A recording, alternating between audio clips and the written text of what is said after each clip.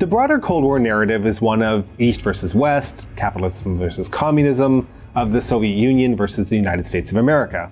And while this is broadly true, if we focus exclusively on the relationship between the US and the USSR, we run the risk of missing out other extremely important relationships, including how regional relationships impacted superpower relations and vice versa. I'm your host David, and this week we are going to explore Indo-Soviet relations and the changing and evolving relationship between Moscow and New Delhi. This is the Cold War.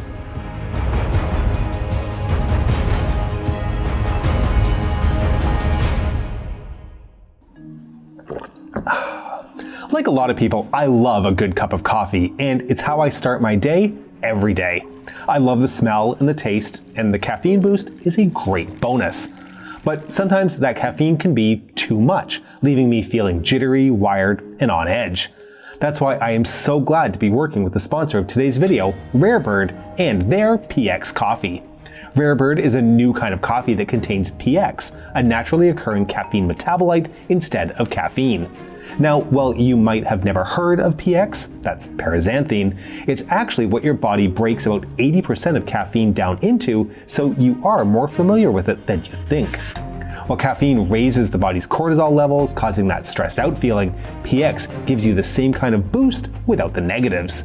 And while caffeine can take hours for your body to metabolize, PX's shorter half-life lets you enjoy that afternoon or evening cup of coffee without missing out on precious sleep. PX coffee can help to boost mental performance, reduce stress levels, and still lets you sleep. You'll only find PX coffee from Rarebird. Visit rarebird.coffee/thecoldwar and take advantage of a 20% discount that will be applied to any first-time order. Thanks, Rarebird. So, India and the Soviet Union first established official diplomatic relations in April 1947 when the Indian and Soviet ambassadors to China, KPS Menon and Apollon Petrov, jointly announced that, quote, in an effort to preserve and further strengthen the friendly relations existing between the USSR and India, the government of the USSR and the government of India have decided to exchange diplomatic representations at the rank of embassies. Now, the timing of this move was no coincidence. By April 1947, when the declaration was signed, India was seeking to establish itself on the global stage as it finally looked set to rid itself of British colonial rule after decades of agitation by nationalist leaders. But the growing Cold War presented a series of dilemmas for the incoming leaders of independent India. Would India look westwards, supporting capitalism and democracy, despite the fact that it had been under the colonial rule of Britain for so long? Or would India choose something different and side with the newly forming Soviet-led communist bloc in Eastern Europe? Well, at the time of independence, India's contacts with the USSR did not at all signal that it was likely to look wholly westwards or eastwards anytime soon. Rather, when Jawaharlal Nehru came to power as Prime Minister of India on August 15, 1947, it became apparent very quickly that he did not envision India's future as a member of either bloc. Nehru instead heralded India's positive neutrality and sought to distance India from the burgeoning ideological battle. In many ways, the archetypal figure of a third world statesman during the Cold War period, at home, Nehru advocated for parliamentary democracy, secularism, and scientific and technological development. Less than 3 years later, on January 26, 1950, India implemented a new constitution which enshrined its status as a sovereign, democratic, and parliamentary republic. In short, many key tenets of Nehru's domestic policy were incompatible with those of the USSR from the very beginning, and it was not clear how or under what circumstances a meaningful relationship might form between the two countries. Still, though Nehru's views were potentially an obstacle, the Communist Party of India, the CPI, provided a vehicle with which the Soviets could advance their influence on Indian politics. Indeed, with the Soviet Union providing support to various communist parties around the world through organizations like the Comintern, at least before it was shut down, such moves were seen as commonplace. Importantly, while the CPI was not part of the ruling Indian National Congress, the party led by Nehru, it was its most significant opposition, and there were many socialist sympathizers within the INC itself. It meant that Nehru could not ignore the domestic communists completely. Accordingly, the Indian communists were quick to take full advantage of the opportunities that India's independence provided, and in August 1947, the founder of the CPI, Shripad Amrit Danga, traveled to Moscow to meet with Andrei Zhdanov, who had until recently been chairman of the RSFSR. Danga told Zhdanov that there were opportunities for collaboration between the two countries, as Nehru was not anti-Soviet and wanted friendly relations with the USSR, albeit ones which would not see the USSR extend its influence into India. However, the meeting failed to yield significant results.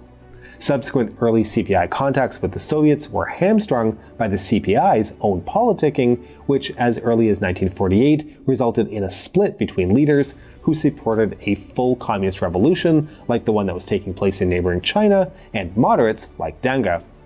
Ultimately, Moscow decided to support the revolutionary line rather than the moderate one, and by the time Danga met with Soviet leader Joseph Stalin in Moscow in 1951, Stalin considered the CPI too fractured to be a fruitful recipient of major communist support. Stalin also had personal reservations about how serious the CPI was about ridding India of the imperial legacies of British rule, and this attitude undoubtedly informed his skepticism. In short then, despite the establishment of formal diplomatic relations between the USSR and India in April 1947, there were ostensibly few opportunities for collaboration with Nehru's government, and the CPI did not inspire much hope in the Soviets. But the two nations were by no means enemies either. In fact, three crucial Cold War developments would quickly accelerate a convergence of Soviet and Indian international interests in the early 1950s. First, in 1951, the USSR supported India in its dispute with Pakistan over the Kashmir region, exercising its veto power in the United Nations Security Council, where it rejected a resolution that was unfavorable to India. Speaking on the issue in early 1953, Stalin told India's Vice President, Sarvepalli Radhakrishnan, "Both you and Mr. Nehru are persons with whom we do not consider our enemies. This will continue to be our policy, and you can count on our help."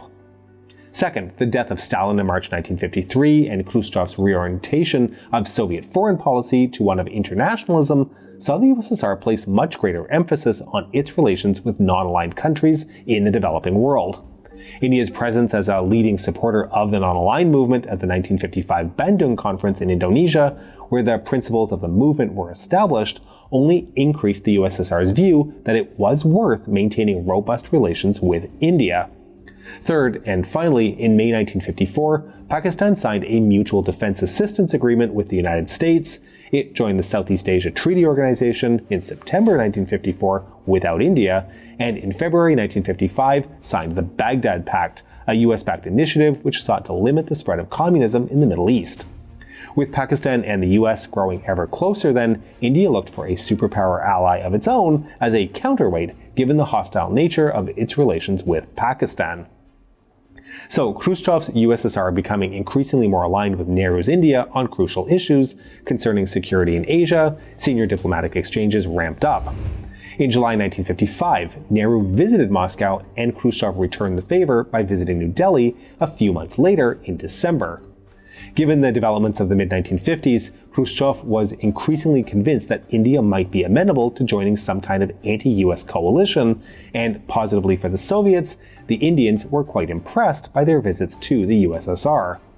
Narayana Pillai, the Secretary General of the Indian Foreign Ministry, for instance, commented on how the Soviet government and party were, quote, content to leave power to be shared between and exercised jointly by a few outstanding men at the top.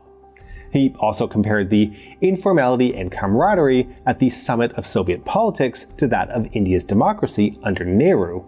Shortly after these mutual visits, Khrushchev sent senior diplomat Anastas Mikoyan to Islamabad and then to New Delhi.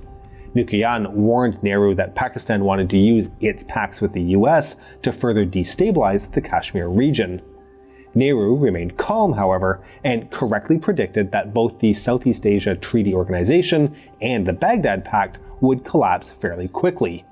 Once again, any prospect of a true alliance between India and the USSR had hit a wall, this time because Nehru was more committed than ever to his non-aligned principles after the success of the 1955 Bandung Conference. But let's also keep in mind, though, that when Soviet troops invaded Hungary and crushed the 1956 uprising to widespread global condemnation, India refused to condemn the Soviet action and instead abstained from a vote on the matter in the United Nations. But can this be considered a move of unequivocal support for the USSR? Well, not quite. In many ways, Nehru was simply returning the favor for when the USSR used its veto on the Kashmir dispute in 1951, and in private, Nehru heavily criticized the USSR for its amazingly foolish steps in its decision to execute the leader of the uprising, Mukerjee.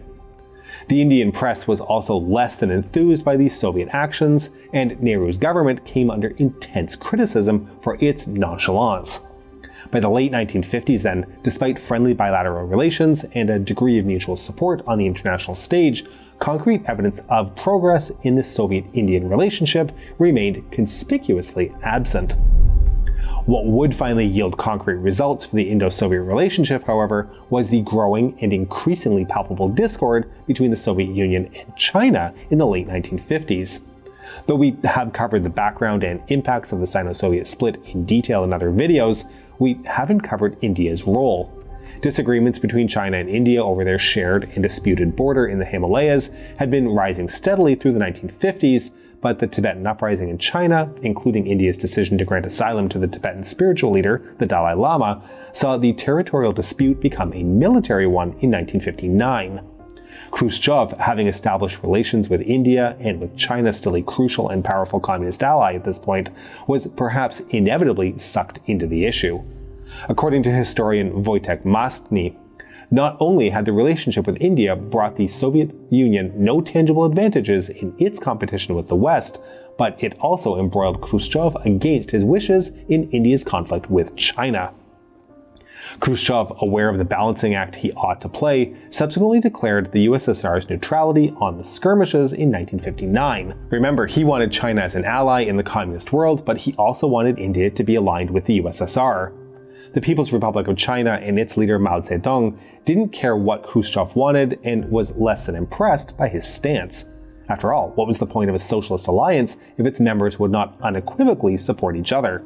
Ultimately, Khrushchev's actions spoke louder than his words. Senior Soviet diplomats privately informed their Chinese counterparts that they considered the PRC responsible for the dispute with India, and India's friendly relations with the USSR finally brought tangible results as the USSR granted India a $375 million line of credit for non-military purchases. Mao subsequently accused Khrushchev of being a time server for using India opportunistically to advance the USSR's agenda.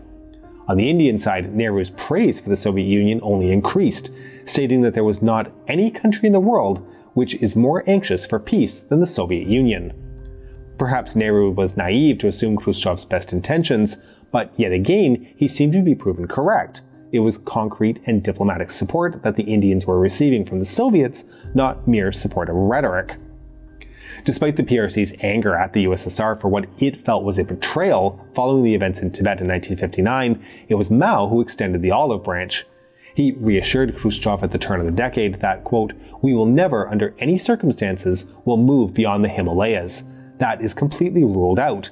This is an argument over inconsequential pieces of territory." Now, did Mao's appeal work? Well, when India and China clashed on the Himalayan border again, this time resulting in a fully fledged conflict in the form of the 1962 Sino-Indian War, the USSR did not initially show India much sympathy. But the concurrently occurring Cuban Missile Crisis may have changed Khrushchev's mind. His withdrawal of Soviet missiles from Cuba was seen as a capitulation in the PRC, and Mao told Khrushchev just that. When the PRC completely decimated the Indian army, yes, you heard me, when the PRC completely decimated the Indian army and humiliatingly withdrew its troops back to the line from which they had started, almost as if to bait India into trying to take the land again, it was plain to the Soviets that their stated strategic goals of peaceful coexistence and internationalism were completely incompatible with China's aggression. Following the collapse of the Indian military, Nehru begged the USSR for military support, and 4 days later, Khrushchev relented. For both countries, China was now the common enemy, and the stage was set for Soviet-Indian relations to flourish, albeit with Moscow leading the way.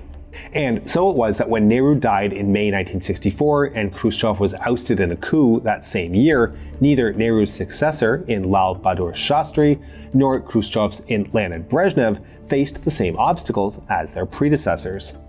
The USSR used its newfound influence in the region to act as a mediator in the 1965 Indo-Pakistani War, helping to broker the Tashkent Declaration, which put an end to the hostilities in Kashmir between India and Pakistan. Of course, this peace didn't last, but it was considered a significant achievement at the time.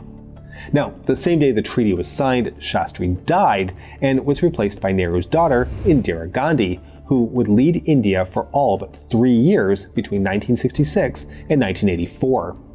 Gandhi made known her desire to make relations with Moscow less one-sided after India's humiliation at the hands of the Chinese in 1962, and the Soviets expected this to be an issue. Early indications suggested they were correct. For instance, much to the dismay of both the USSR and the US, Gandhi opposed the 1968 Nuclear Non-Proliferation Treaty and China's use of nuclear weapons, and wanted to develop India's own nuclear development program. To this day, India has still not signed up to the treaty, and the move made it clear that Gandhi would not let India be pushed around. Though the same year India notably refused to vote on the UN's resolution condemning the Soviet invasion of Czechoslovakia, India's military and economic recovery in the 1960s and further geopolitical developments placed it in a position of parity in Asia. With both India and the USSR even more wary of China after clashes on the Sino-Soviet border in 1969, Brezhnev traveled to New Delhi in April and floated the idea of creating a collective security organization on the continent, something akin to NATO, to help contain China. The announcement that US President Richard Nixon would travel to China in 1972 seemingly catalyzed steps towards Brezhnev's vision.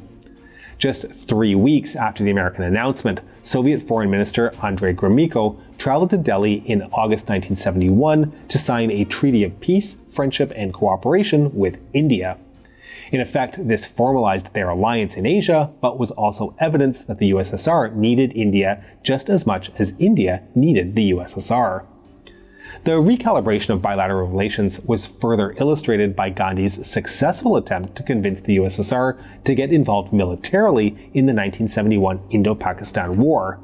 In this conflict, East Pakistan, which became the state of Bangladesh, had collapsed into a civil war, and India wanted to weaken Pakistan by providing military support to revolutionary forces in East Pakistan who were fighting for independence. The USSR was reluctant to sanction the move, but when Gandhi arrived in Moscow in 1971, she told Soviet leaders firmly, quote, "We are going to do it, and you have to decide whether you are our friends or not." Once again, the Soviets relented, and just weeks later, a Soviet submarine was chasing an American aircraft carrier, the USS Enterprise, away from the Bay of Bengal on behalf of India, following the US pledge to support Pakistan in the conflict. We're going to go into much further detail on this war in a future episode, so do make sure you're subscribed. But with India's intervention into East Pakistan and Bangladesh, Gandhi had successfully weakened Pakistan and strengthened India's regional position vis-à-vis China. Meanwhile, the Asian security alliance Brezhnev wanted never materialized, and he had not been able to deter India from supporting the revolutionaries in East Pakistan either. Still, to suggest that Gandhi's India dominated the relationship with the USSR would not at all be accurate. Namely, this was because trade ties, particularly in the form of Soviet support for the Indian economy, grew considerably from the early 1960s onwards. Over the decade, India became the largest recipient of Soviet trade outside of the Eastern Bloc, with India accounting for about 40% of Soviet commitments for industrial development overseas in 1964.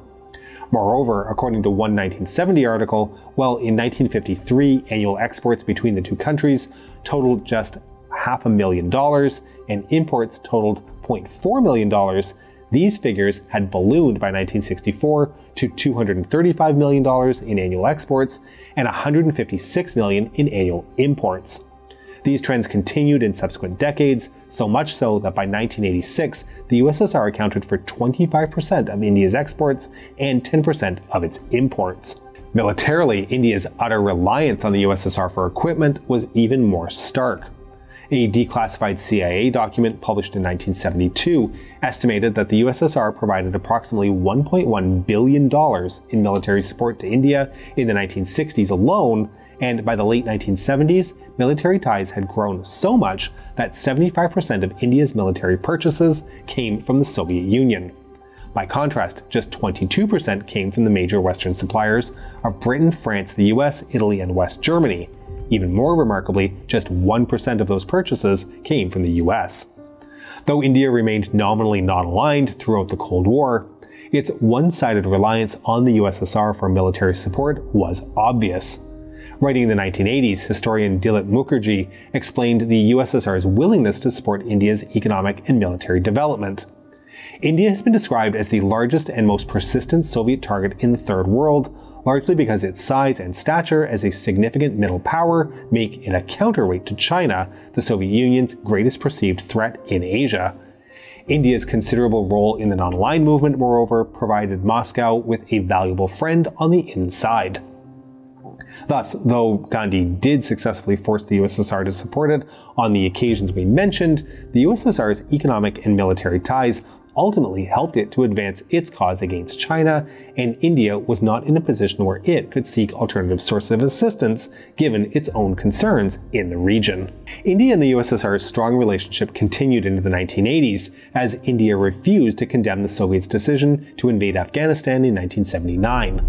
Indeed, even though the USSR had unilaterally entered India's sphere of interest for the first time, India still parroted Moscow's line, arguing that the invasion had taken place at the invitation of the communist Afghan government. With this, India was once again a prominent supporter of the USSR internationally at a time when the country faced widespread criticism. Meanwhile, in India, Gandhi was increasingly struggling to manage the coalition of parties upon which her power rested, trends which eventually resulted in her being assassinated by her bodyguards on October 31, 1984. While she was replaced by her son, Rajiv Gandhi, the USSR was experiencing its own leadership crisis following Brezhnev's death on November 10, 1982. His successors, Yuri Andropov and Konstantin Chernenko, each died in office in 1984 and 1985 respectively. Mikhail Gorbachev's rise to power, however, had unexpected consequences for the Soviet-Indian friendship, namely the fact that he developed an extraordinarily close friendship with Rajiv Gandhi. They got along so well, in fact, that Gandhi even commented, "It's just amazing how much we have in common." Still, perhaps the reason they became so close was because both the dynamics of the Cold War and the internal politics of both countries had changed greatly since Indo-Soviet relations had culminated in the Friendship Treaty of 1971. On the one hand, the US was internationally resurgent under President Ronald Reagan, both the USSR's and India's relations with China had improved, and the USSR was in decline. On the other hand, the USSR's decline had knock-on effects on India, given the close economic and military ties of the two countries, that India's relations with the US were underdeveloped, and that Gandhi's power was nowhere near as strong as his mother's had been in the 1970s. In short, both Gorbachev and Gandhi recognized, if only perhaps subconsciously, that their joint power was no longer as influential as it once was, and increasingly turned away from the realpolitik that had hitherto defined the Soviet-Indian partnership in favor of building a peaceful world. At a speech in Vladivostok in July 1986, Gorbachev outlined his desire for a conference in the mold of the Helsinki Conference to be attended by all countries gravitating towards the Pacific Ocean, in what historian Chris Miller called a pivot to the east. Subsequently, according to one Soviet document, Gorbachev visited New Delhi in November 1986, aiming to advance and develop the peace initiatives of the Soviet Union, especially in the Asian region, and to strengthen the Soviet-Indian cooperation in the struggle for the elimination of the nuclear threat. The two sides subsequently signed a joint declaration on principles of a nuclear weapons-free and non-violent world, a complete U-turn from the Indians given their refusal to sign the NPT in 1968. Gandhi followed up on Gorbachev's moves by proposing a step-by-step action plan at the UN to rid the world of nuclear weapons by 2008. Though by the late 1980s, such moves were largely supported by all sides of the Cold War, the truth was that in a world where the US was becoming increasingly dominant at the USSR's expense and the perceived threat from China was subsiding, India and the USSR's strong relationship no longer possessed much currency. Thus, when Rajiv Gandhi's successor, Vishwanath Singh, visited Moscow in July 1990 to discuss the renewal of the 1971 Friendship Treaty, Gorbachev could only agree to continue their strong friendship in principle. He could not, as Singh had hoped, provide anything concrete in the form of economic or military support. Like Brezhnev before him, Gorbachev also did not get the security pact in Asia he desired, this time because neither the USSR nor India were strong enough to do anything about it. A little under 18 months later, the Soviet Union collapsed, and India entered the 1990s searching for new alliances. Overall then, India's and the USSR's strong relationship throughout the Cold War can perhaps be best described as a marriage of convenience. Relations got off to a slow start following India's independence in 1947 and remained sluggish throughout the 1950s, a trend which fundamentally reflected the absence of any real need for deep cooperation at that time. The 1962 Sino-Indian War changed everything, however. Though India certainly relied on the USSR for support in the early 1960s, Indira Gandhi's willingness to fight India's corner thrust both sides into a fairly balanced partnership in which they could advance their realist goals in Asia in tandem. Their relationship continued to make sense into the 1980s, albeit not because they could actually gain anything together. Rather, they became closer as the weaknesses of their partnership were exposed amid the changing dynamics of the world around them. If nothing else, Cold War relations between the USSR and India show not only how a superpower like the USSR used countries in the Third World for its own benefit, but also how powerful non-aligned countries like India were able to exercise their own agency in a geopolitical environment that was supposedly only two-dimensional. We hope you've enjoyed this episode, and to make sure you don't miss our future work, please make sure you subscribe to our channel and have pressed the bell button before it's able to sign a treaty of mutual cooperation and friendship with some other viewer. Please consider supporting us on Patreon at patreon.com/thecoldwar or through YouTube membership. We can be reached via email at thecoldwarchannel@gmail.com. This is the Cold War Channel, and as we think about the Cold War, please remember that history is shades of gray and rarely black and white.